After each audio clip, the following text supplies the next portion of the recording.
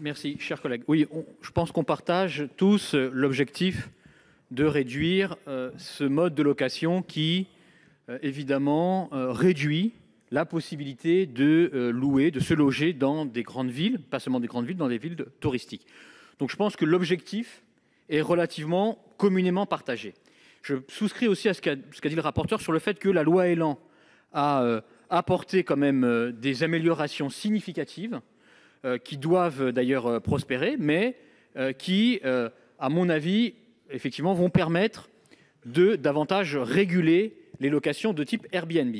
J'ai une difficulté avec les amendements qui sont soumis, c'est qu'il y a un seul des critères qui est pris en compte, qui est la durée de location, et qui ne prend pas en compte, à mon avis, deux autres éléments, qui seraient d'abord le zonage, c'est-à-dire que est-ce qu'un maire pourrait choisir dans sa commune des endroits où il veut restreindre davantage ce type de location.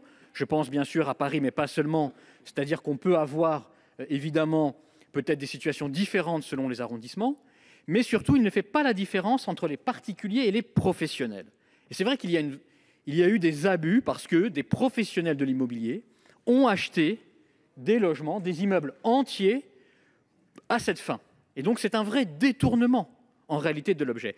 Mais ne nions pas aussi qu'il y a des particuliers qui louent parce qu'ils en ont réellement besoin, notamment dans les classes moyennes, et qui louent de façon tout à fait utile pour elles. Donc, est-ce qu'on ne pourrait pas plutôt travailler, si on veut encore affiner ce dispositif, et évidemment, je pense que les parlementaires, les sénateurs ici, les députés, y sont ouverts, si on veut y travailler, de peut-être aussi, au-delà du sujet du plafond, de regarder plafond et plancher de durée. Il y a donc deux sujets en matière de durée.